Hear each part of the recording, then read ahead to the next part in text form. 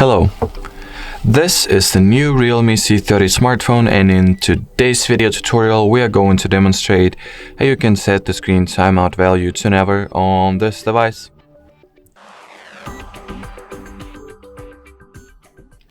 So first of all, if we'll launch the settings, enter the display category and expand the available values for the screen timeout feature, we'll realize that by default means of the system, the maximum time value that we can go for 30 minutes.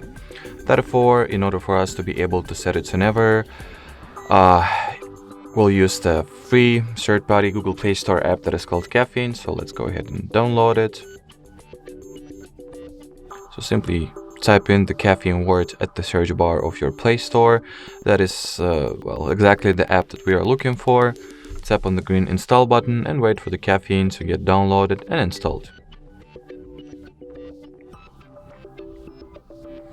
Now you can launch the app, and all that it's left to do is to make sure that this timeout section has the infinite value set, and that will effectively mean that as long as the Caffeine app is active and running, your screen will not go to sleep automatically at all, no matter for how much time it will be in the idle status.